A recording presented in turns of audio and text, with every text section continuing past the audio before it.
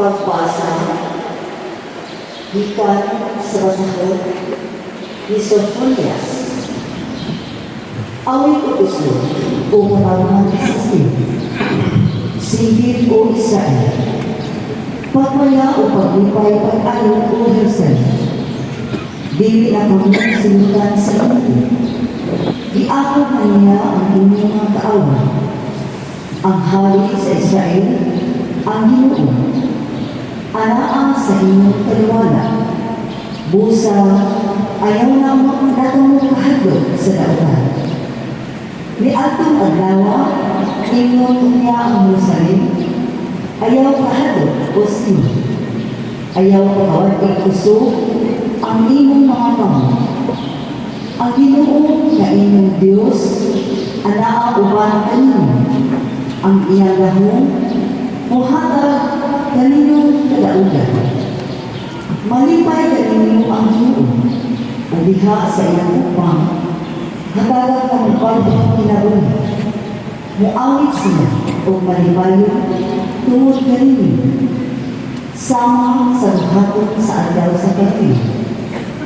Niingon ang Ginoo, kuhaan ko ang katalagman gikan kaninyo, ang dili na kamo bugal-bugalan, tungod niini ang pulong sa Ginoo. Salamat sa Diyos. Singgit kamo sa kalipay, diha sa Ginoo. Kamo nga mga balaan, awitin ninyo siya, usa ka bagong awit. Singgit kamo sa kalipay, diha sa Ginoo. Kamo nga mga balaan, awitin ninyo siya, usa ka bagong awit. Pasalamati ang Ginoo diha saan ka, uban sa hirap may nagulo kakuldas. Awiti ang iyang mga pagkain,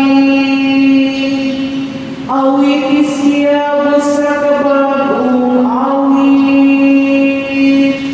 Ayuha pagkapit ang mga kuldas, uban sa mga singgit sa kalipay.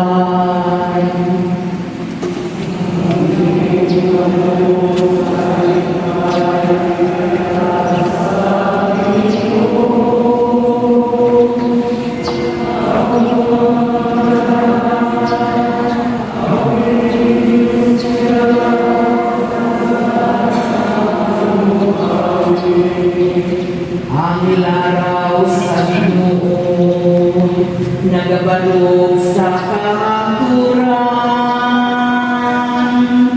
Ang una-una sa iyang kasing-kasing, lakas sa tanang kaliwatan. Bulaan ang nasud kang sa Diyos, mao ang Ginoo. Ang lungsod ngayang gipili, alam sa iyang kaugalingon kabilin.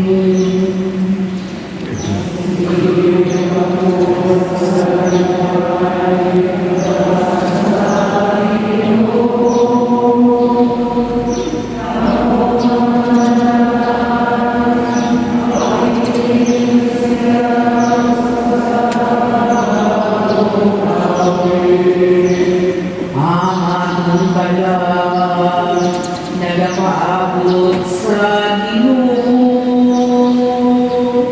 na mawang atong hinabang, ug atong panalikod. Kay diha kaniya, nalipay ang atong mga kasing-kasing. Diha sa iyang balaanganan, nagasalig ka.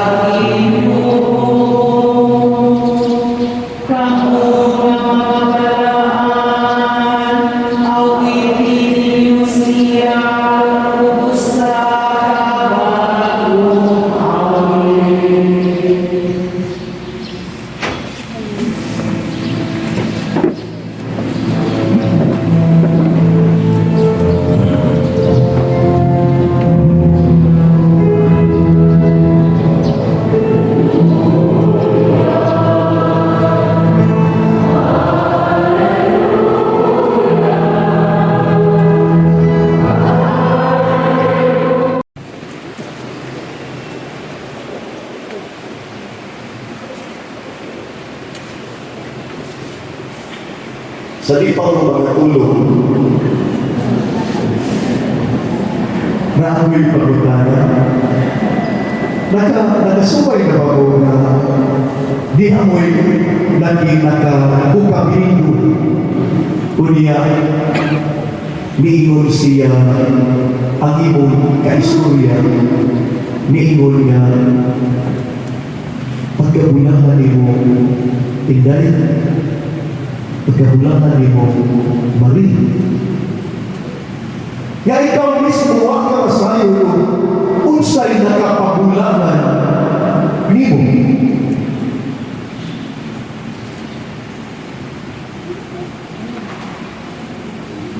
Sa di pa mo utuwag sa pagkutana o sa di pa sa mga tulong na ako yung istorya nito. Ayaw lagi nakita sa puta. Ako rin kasi lapitan. Unya, ganun. Nasod ni siya sa akong pagkutana. Pasaylo ako pero dugay na rin nahitabo. Ako na ilang na tuwing sa kapatid, ako na himaman kanibalang kausapan. Ako bilang sa ulan. Lagi na ganong dugay na may huwag magkanibalang kay lagi. Ano to? Ako ba nila istorya ninyo na flight stewardess mo siya.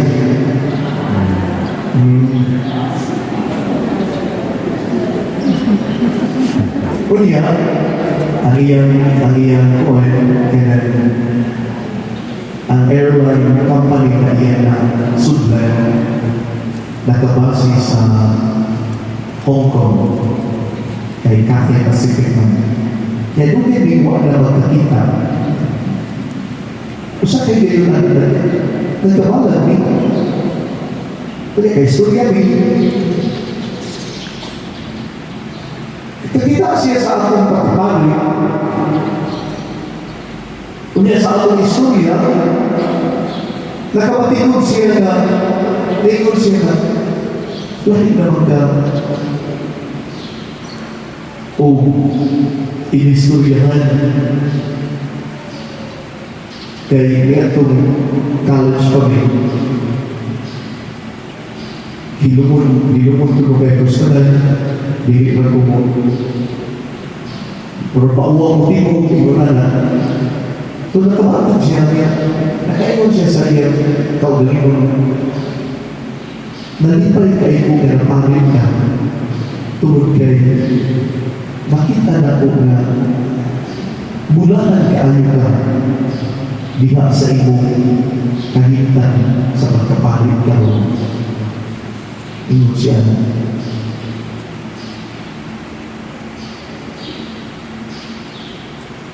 Di na lang natin padayon ng istorya natin. Kibaw ko sila sa mura-mura. Pero, sa tinanagay, kumalat na niya nasuti mo. Buwag may pauli na siya, ako na ako lang ilakaw.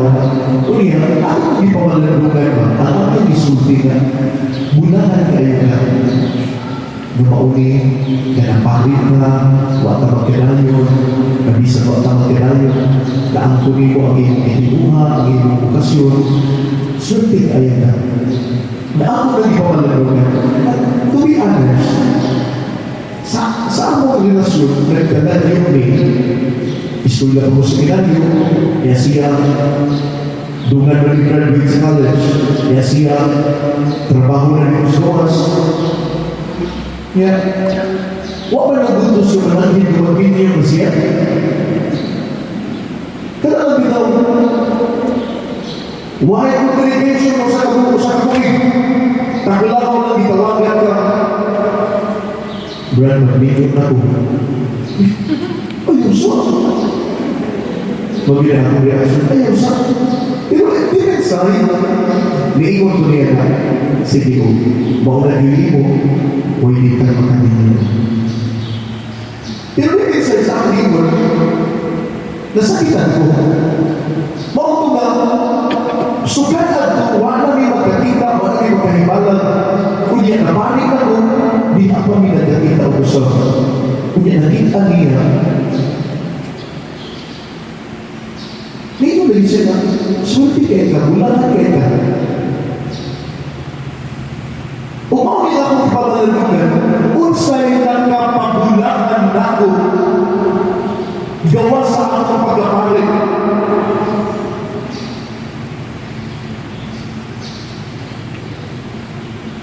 Ako isa ng istorya ninyo, kaya ba ako mag-umpisa ang sabi sa Evangelyo?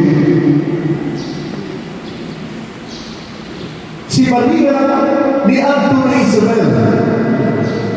Si Isabel napuno sa kalipay. Ug iyang nagdumog ang breathing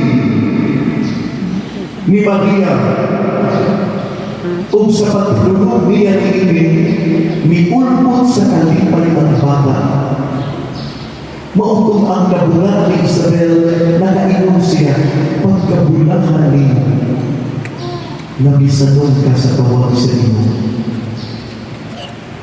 Pagkaswerte niyo, maimulan ko sa akong tinulungan, nga mitubag ka sa tawag sa iyo. Mga igsoon, si Isabel nakakita sa panalangin sa diha nga ang bata sa iyang tiyan miulpot sa kalipay. Si Maria dili pa o ang panalangin kundi ang gidala ni Maria diha sa iyang sabatan nga mao sa Jesus. Si Jesus mao ang panalangin. Sa akong kinabuhi, mga igsuon, ang akong ipaabot ng mga gasa kalibutan. Dili na ikalimod. Bisan ko ng Pasko, nagpaabot na ng nag-aagagugas, nagpaabot na ng nagpaabot na ng ulsa. Pero, dili man gulo, maimon na ng diha sa akong ipaabot na kalibutan ng gagana.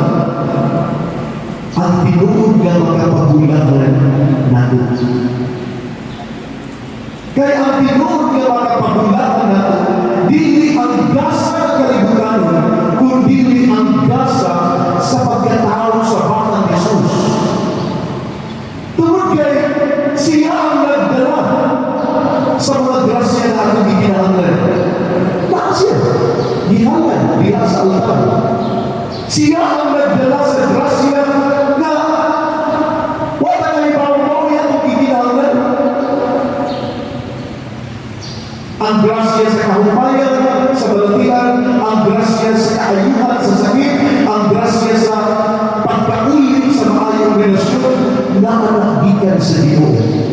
Ug kanang mao ang gidala ni Maria sa diha na siya bibisit sa iyang igagaw na si Isabel. Ang unang intensyon sa mga nabiyuhin na ulian ko siya ni Isabel, human masayo nga ang iyang igagaw nagsabak sa gulang na pag-ibon. Ang unang intensyon ni Maria, aron mo servisyo siya, aron mo alagyan siya. Apan si Isabel na nakita nga dili lang ang presensya ni Maria maui iyang gikalipay kundi ang presensya sa bata na anak sa iyang sabakan. Nga bisan ang bata at gisaba ni Isabel ni atong turan ni undot sa kalipay. So why lain na makahatag ng kalipay kundi ang Diyos lang, ang presensya sa Diyos. Kita malimutan nga ang hinungdan sa Pasko dili man ang gasa, dili ang kalibutan ng kagutan na ang madawat, kundi ang hinungdan na nung naay Pasko tungod ka na ni Kristo. Pero kahibaw ba mo?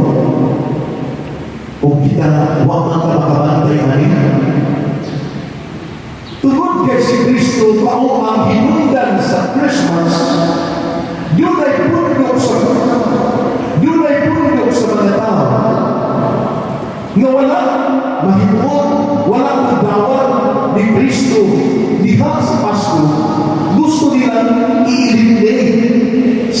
Kristo diha sa Pasko. O kita ni gamit ani nalipay ko nga nakabasa ko ani. Dugay ako na mga pero di kayo i-post kung nalipay ko. Kaya ito ang atong di pag-read sa atong mga higala labi na karon sa text. Kaya ito dibuhat sa rin diha sa mga Christmas cards nga mong-read ka atong ibutang Merry Xmas. Tingali mo ba rin ang igamit ni Anak Merry Xmas imbis Merry Christmas? O kaya ka masayon kung sa Ginunda kung ano ako diinisan ang Christ nga to sa X. Karoon pa ipawag na mo. Nga ang intensyon sa mga tao na nagpasikod dari Anak pagtapas ni Kristo sa Pasko na dibutangan na lang ng X. Dili sila doon nga ang katauhan magkakiusa, magpundo tungod ni Kristo. Kaya ang kahulugan sa X, nagkahulugan ka na ano? Why?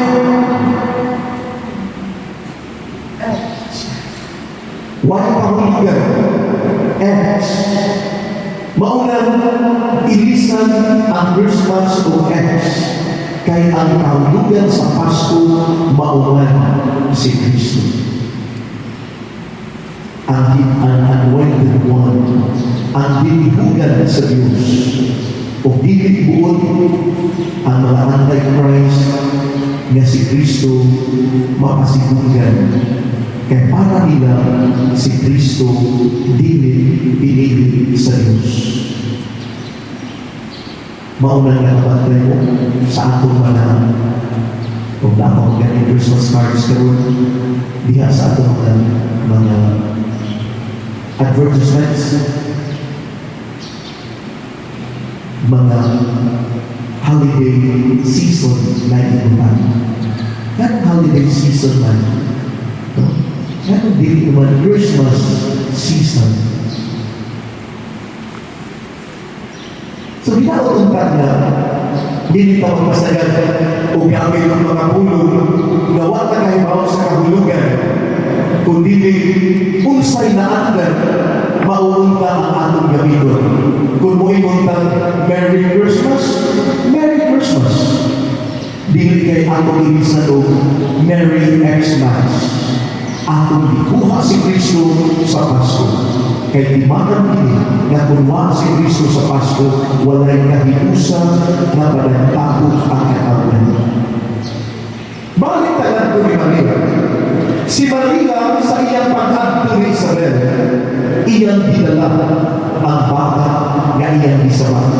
Gamit si Maria ang unang disipulo ni Kristo. Siya ang unang nakadungog sa pulong sa Diyos o siya ang unang misakyaw sa pulong sa Ginoo. Iyang dinala ang iyang anak na anak sa iyang sabatan aron iyang ipaambit ang kalipay ngadto sa iyang igagaw na si Isabel.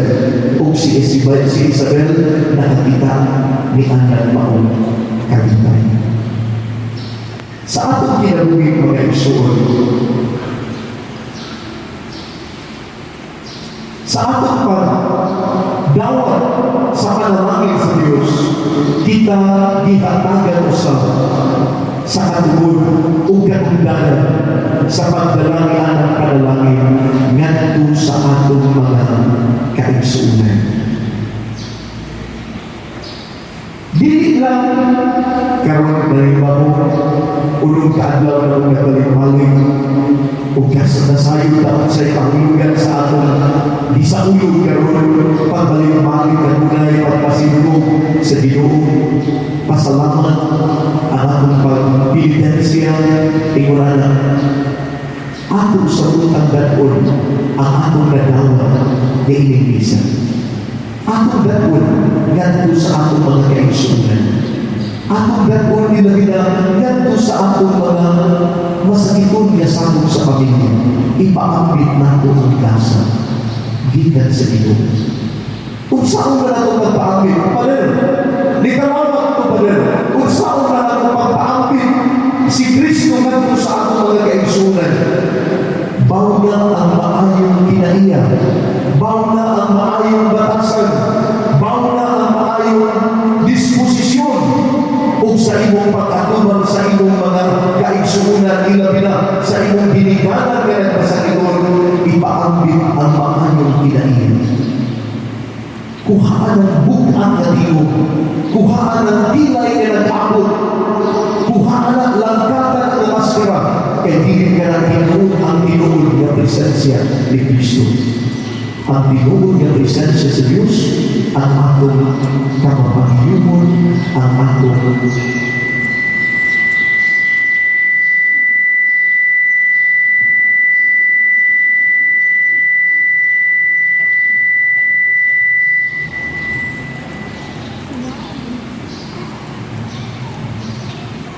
ang tinuod na presensya sa Diyos, mao ka na buhi na pagtuo. Ang buhi na pagtuo na atong nagtun, nagtun sa atong mga kaigsuunan, anong pagpapatid kanila ni Kristo.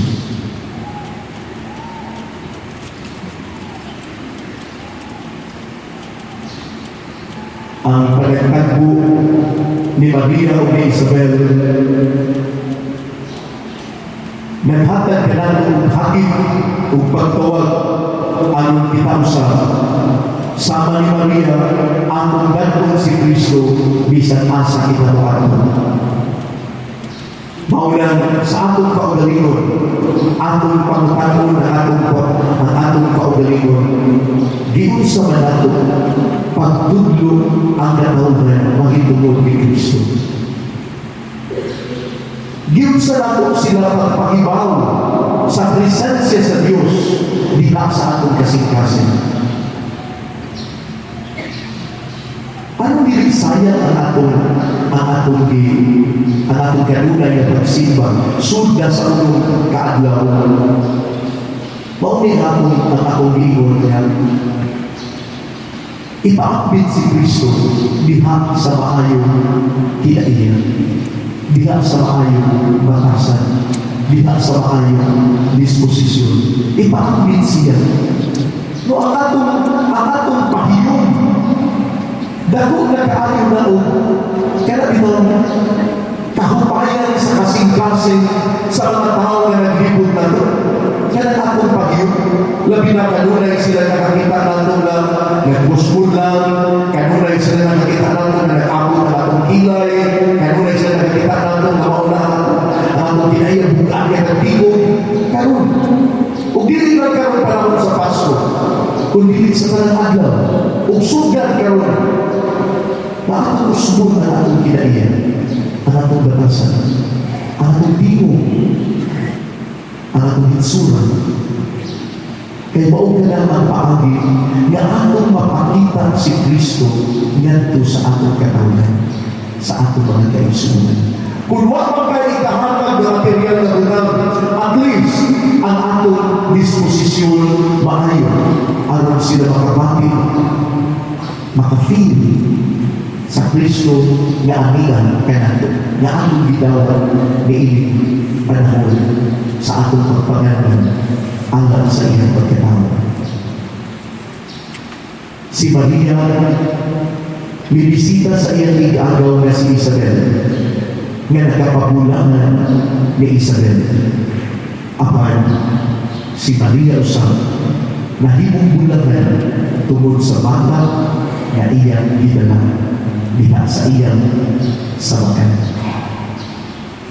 Pinaututan nga sa atong pagdawat ni Kristo diha sa altar, sa atong pagkalawat, atong sa unta na madaan si Kristo ngadto sa atong mga kaigsunan, sa paghibalay sa atong mga kasilingan.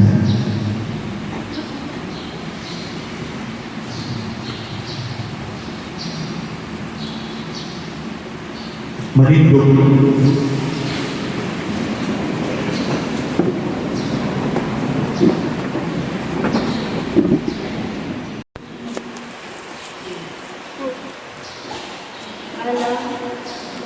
Alang sa tikuog simbahan, uban sa masaligong pagtuo o paglaom nga sa kanunay andang sinudawat sa pag-abot sa manluluwas. Mag-ampo kita sa Ginoo. Alang iadtong mga nasod nga naa sa kagubot, batok sa uban na ilan ang makabot ang kalinaw o kahikusan diha ni Kristo. Mag-ampo kita sa Ginoo. Alam sa atong mga igsuon na nag-atiman sa mga tambalanan, sama sa doktor, nurse, o sa uban pa, na sila mamahimong instrumento sa gugma sa Diyos ngadto sa uban. Mag-ampo kita sa Ginoo. Alam sa atong sa kag-augalingon na sa kanunay andam kita mudawat sa atong manunubos, pinaagi sa pagdawat sa mga nanginahanglan natong igsuon. Mag-ampo kita sa Ginoo. Alam sa sulugoon sa Diyos, Tupilo kamo, obispo, nga mabayaw na sa kaduganan sa altar. Mag-ampo kita sa Ginoo. Alam sa itong mga kaigsuunan na minalina, nadadto na sila ngadto sa walay katapusang himaya sa langit. Mag-ampo kita sa Ginoo.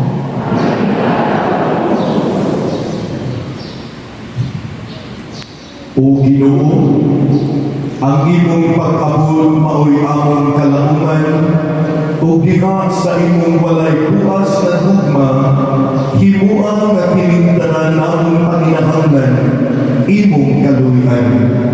Ikaw nga buhi ug hari, hangtod sa kahangturan, manglingkod panimo. Mga minuto, nga mahuman kayo ang mensahe sa Ginoo kanimo. Mag-ampo kita,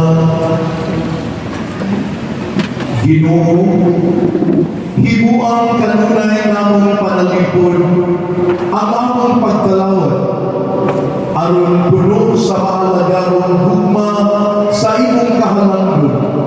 Mabuhong kami sa kaluwasan sa kalag ug lawas. Kini among gibangayon, pinaagi ni Kristo among Ginoo. Pag-ampo kang San Miguel Arcangel. Tanan, San Miguel Arcangel, panalipdi kami sa gubat. Mahimo kang amon kami batok sa mga kadautan ug salit ang sayawa. Gapusong unta siya sa Ginoo, nagabuyo kami, o prinsipe sa manalangit ng hugbo. Pinaagi sa Diyos ng gabon, itambog sa impyerno si Satanas, ug ang tanang daotang espiritu nga naglibot-libot sa yuta, nangita sa kapintihan sa mga kalag.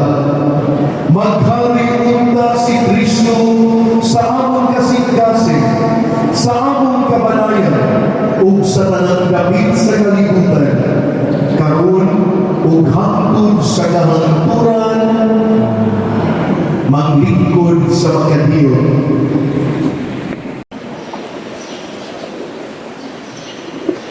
Ang Ginoo maana kaninyo. Manalangin kaninyo sa inyong panimalay, sa tanang sakop sa inyong pamilya, sa inyong mga kahayupan, kaumahan, sa inyong mga trabaho o paningkamot, ang Diyos na magkagandang sa tanan, ang Amahan, ang Anak, o ang Espiritu Santo. Nahalan na ang Santos na Misa, manlagaw kita o atong bawlon ang gugma o kalinaw ni Kristo.